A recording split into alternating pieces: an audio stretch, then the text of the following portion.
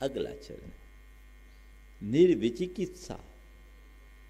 निर्विचिकित्सा अंग का सीधा अर्थ होता है मन में विचिकित्सा, ग्लानि या घृणा का भाव न रखना, देह के प्रति लगाव रखने की जगह आत्मा के प्रति अनुरागी बनना, गुणों के प्रति अनुराग करना, ये निर्विचिकित्सा का अर्थ है।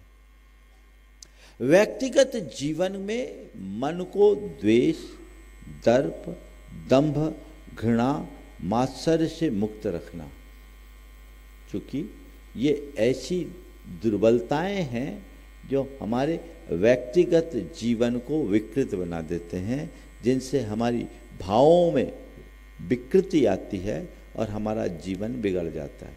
तो इनसे अपने आप को मुक्त करो। और आध्यात्मिक रूप में हमारे अंदर जब हम आत्मदृष्टि को प्राप्त करते हैं तो ये सब के प्रति समानता का भाव आ जाता है।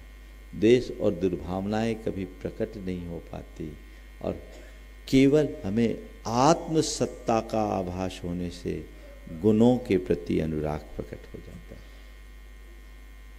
तो व्यक्तिगत और आध्यात्मिक रूप से पुष्ट करने वाला ये तीसरा अंग है। चौथा अंग है अमूढ़ दृष्टित्व। अपनी दृष्टि को कहीं से मूढ़ न होने देना, अपनी धारणा, अपनी मान्यता, अपनी अवधारणा में स्थिर रहना, किसी भी हालत में किसी भी प्रकार के अंधविश्वास का शिकार न होना, यह अमूढ़ दृष्टित्व है। व्यक्तिगत स्तर पर, आध्यात्मिक स्तर पर आत्मा का अटल श्रद्धानी बनना,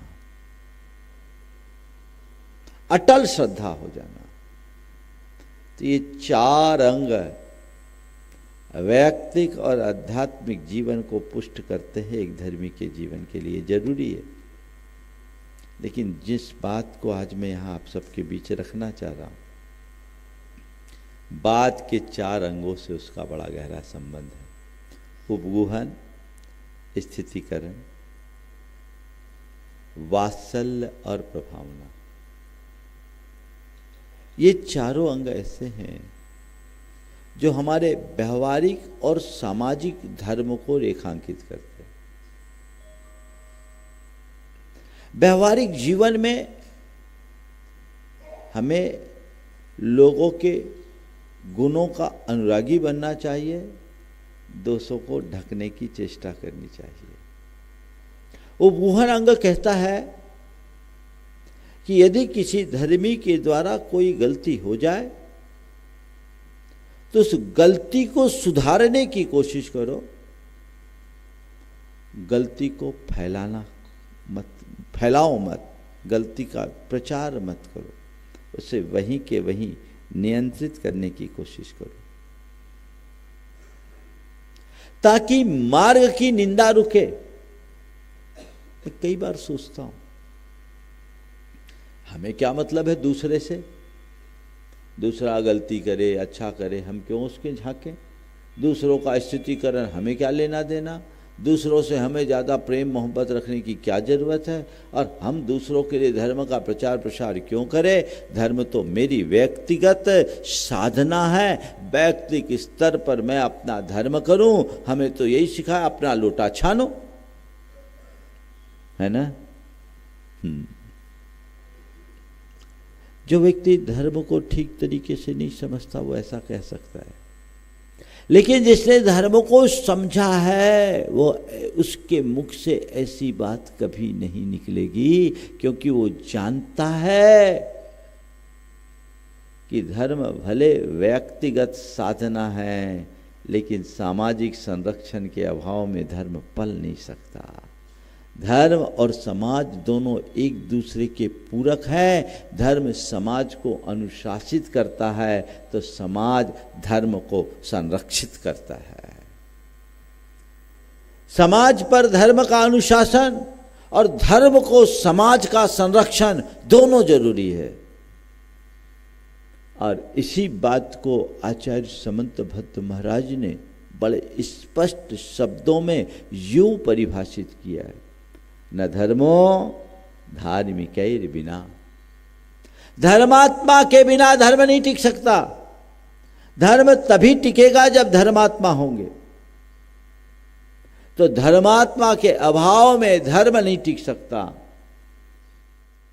इसलिए यदि तुम धर्मी हो, अपने धर्म को टिकाए रखना चाहते हो, तो दूसरे धर्मात्माओं का भी ख्याल रखो। धर्मी होंगे तभी धर्म होगा। इसलिए जितनी चिंता तुम अपनी करते हो, उतनी चिंता तुम्हें औरों की भी करनी होगी। आज हमें इन्हीं बिंदुओं पर विचार करना है। एक बहुत अच्छा संयोग बना है। आज देश और देश की सीमा से बाहर के अनेक प्रबुद्ध श्रेष्ठीजन, हमारे प्रशासनिक अधिकारी जन, वे सब लोग जो पिछले अनेक वर्षों से हमारे संपर्क में रहे हैं और हमेशा धर्म को जीते हुए इसे जगत व्यापी बनाए रखने के उद्यम में लगे हैं, कुछ दिनों से प्रेरणा पाकर आज एक अच्छा स्वरूप देने जा रहे हैं।